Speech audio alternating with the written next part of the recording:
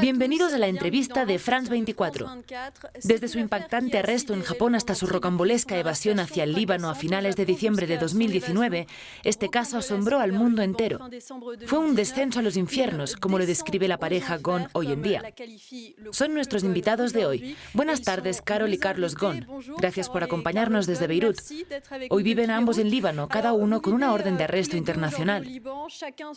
Carlos Ghosn, usted pasó de ser uno de los capitanes de empresa más poderosos del mundo a la condición de fugitivo, acusado en particular de disimulación de ingresos y abuso de confianza. ¿Cómo se siente la caída después de haber estado en la cima del poder, al convertirse en un paria de la noche a la mañana? Mire, hay tres fases.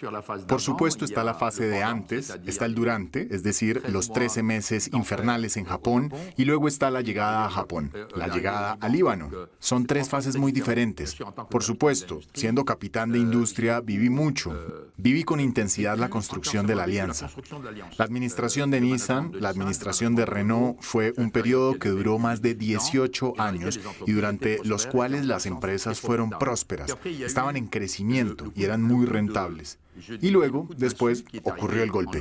Yo diría el golpe demoledor que ocurrió en noviembre de 2019 con las acusaciones japonesas. Eso fue un calvario que duró 13 meses. Luego la llegada al Líbano con una vida totalmente nueva, totalmente diferente. Entonces hay de todo ahí. Hay sufrimiento, está el sentimiento de injusticia, también está el amor que fue muy importante, que me permitió resistir durante ese periodo. El libro que escribimos juntos habla un poco sobre ese periodo infernal que duró entre 13 y 14 meses. ¿Y cómo vive hoy en día el hecho de que todo el mundo le haya dado la espalda? Mire, desafortunadamente hay razones que explican lo que pasó, tanto en Japón como en Francia. No todo el mundo me dio la espalda porque en Líbano, de todas maneras, tengo muchos amigos y muchos intereses. También están los amigos que tengo en el exterior, en Francia y en Japón, pero sobre todo a nivel internacional. Es un asunto complicado que merece ser entendido porque hay lecciones por aprender, no solo a nivel personal, sino también a nivel de lo que le puede pasar a un jefe de empresa en condiciones muy particulares. Carol Ghosn, usted también estaba acostumbrada a un cierto nivel de vida, a poder viajar libremente. ¿Qué cambió para usted? En realidad me hace mucha falta poder viajar. De hecho, el próximo fin de semana es la graduación de mi hija en Estados Unidos. No podré estar allí. Me duele. Me parece que es injusto que hayan puesto una orden de arresto un día antes de la conferencia de Carlos. Cuando llegó al Líbano decían, no podrá viajar porque castigaremos a su marido porque se fue de Japón. Quería mostrar que eran más fuertes que nosotros. ¿Cambió su percepción del mundo?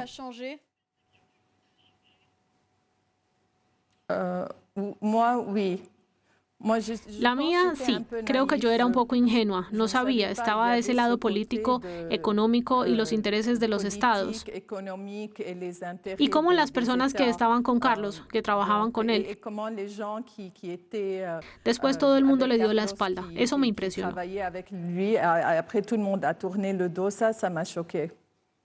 Carlos Ghosn, anteriormente las autoridades francesas lo enaltecieron. Usted era visto como el salvador de Renault. ¿Las autoridades francesas lo abandonaron por completo en este caso?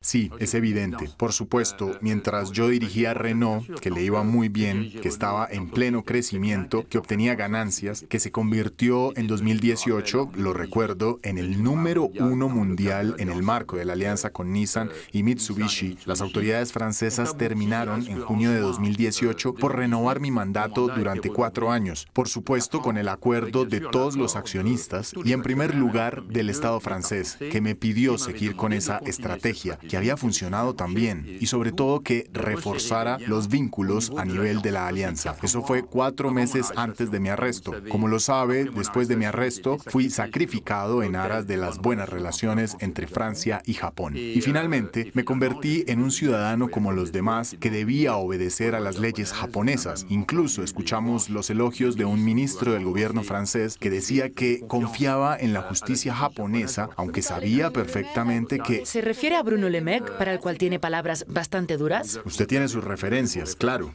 Quien 4 meses después de haberme enaltecido, de haberme pedido que regresara para un mandato, de que siguiera esa estrategia, que ahora dicen que es el origen del declive de Renault, lo cual es una explicación lamentable ante los resultados lamentables que la empresa está mostrando. En fin, todo eso para decir que finalmente no puedo calificar la situación actual más que diciendo que evidentemente fui totalmente sacrificado en aras del supuesto interés franco-japonés que se tradujo finalmente por una destrucción de la alianza, por un declive de Renault y por un declive de Nissan.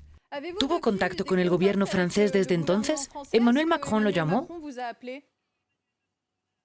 No, ninguno. Carol, usted lo cuenta en el libro que escribieron los dos siempre juntos, publicado por Les Éditions de l'Observatoire.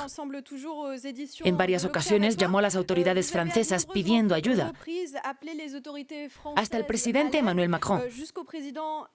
¿Cómo explica su abandono?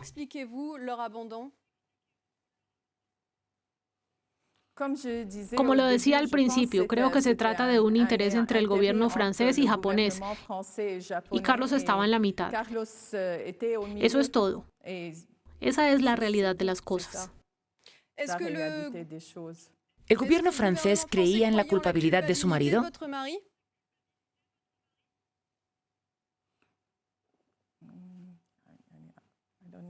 En principio se supone que uno es inocente en un primer momento. Sí. Si uno es culpable, debe presentarse ante la justicia, debe haber pruebas. En fin, no se puede decir que alguien es culpable así como así, a priori. Esos son los métodos japoneses. Me atrevería a esperar que no sean los métodos franceses. Carlos Ghosn, una delegación de magistrados e investigadores franceses debe ir a Beirut el 31 de mayo, con el fin de escucharlo por primera vez en el marco de las investigaciones de las que es objeto en Nanterre y en París, en particular por sospechas de abuso de bienes sociales.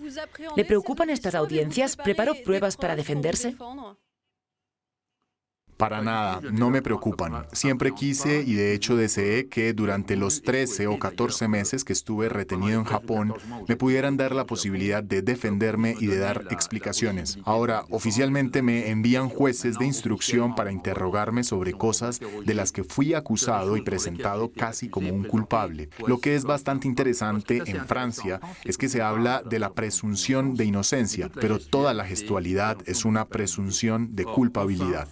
Sin embargo, finalmente podré tener a alguien oficial enfrente mío, el juez de instrucción, al que podré contestarle reclamando a todas las acusaciones que me han dirigido. Pero también recuerdo que una gran parte del informe que tienen proviene del fiscal japonés. Entonces estoy a la espera y tengo mucha curiosidad por ver finalmente qué tipo de preguntas vendrán. Tengo explicaciones para el conjunto de las interrogaciones porque ya pasé por interrogatorios muy largos en Japón. Supongo que hay una cierta cantidad que son específicas de Francia, en particular en lo relacionado con Versalles, con una cierta cantidad de contratos con personas que trabajaron para Renault. En ese sentido, estoy muy sereno. Habiendo dicho esto, veremos cómo se desarrolla. En Nanterre, la justicia sospecha que usted obtuvo un beneficio personal de un acuerdo de mecenazgo, firmado entre Renault y el establecimiento que administra el Castillo de Versalles, al organizar 2 veladas de carácter privado. ¿Se defiende de haber llevado un estilo de vida a expensas de las ganancias de la alianza Renault-Nissan?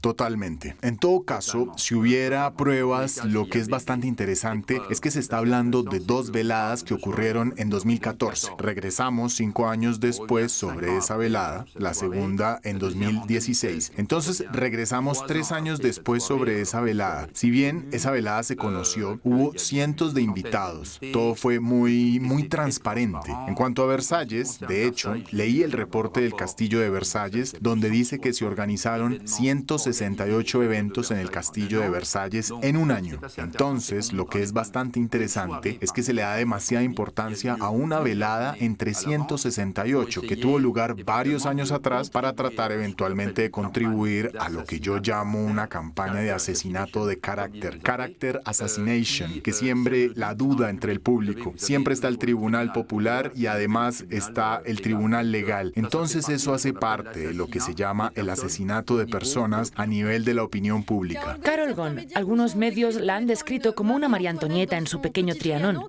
¿Qué les contestaría?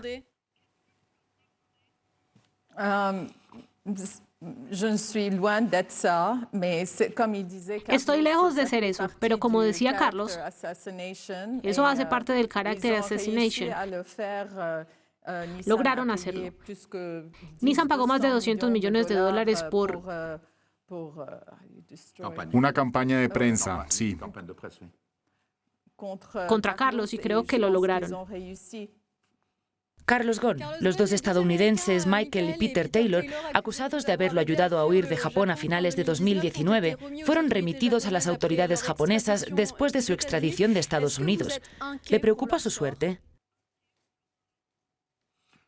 Escuche, como lo dije, no hago ningún comentario con respecto a personas que me hayan, digamos, ayudado a salir de Japón. Siempre dije que le ayudaría a todos los que me ayudaron durante los momentos más negros, en los que nadie trató de contribuir con nada.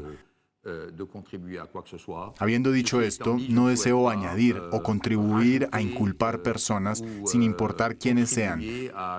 Entonces no diré nombres. No haré comentarios al respecto. Carol Ghosn, ¿cómo ve el futuro? L'avenir, c'est premièrement d'être avec Carlos. Ça, c'est la plus importante pour moi. Qu'on ait les deux. El futuro es primero estar con Carlos. Eso es lo más importante para mí. Que estemos los dos libres en Líbano. Que no siga estando en Japón, y también estoy trabajando mucho con las ONG aquí. Con la educación, y también le ayudo a mi marido a combatir. En primer lugar, a restablecer su reputación. Después a combatir todos los problemas jurídicos. Carlos Ghosn, algunos le han predicho una carrera política en Líbano. ¿Lo contempla? No, para nada, no tengo esa intención. Actualmente tengo bastantes actividades. Trato de ayudarle al país, pero de otra manera distinta a la política. Es decir, a través de la ayuda a empresas, la ayuda a la educación, la ayuda a ONGs, empresas que trabajan ayudando a las poblaciones que más sufren por la crisis económica y financiera actual, que es terrible, pero de ninguna manera estoy tentado por una carrera política. Ninguna carrera política. Muchas gracias a los dos por esta entrevista. Gracias Carol y Carlos Ghosn por haber contestado nuestras preguntas y gracias a ustedes por habernos acompañado. Quédense con nosotros para más información.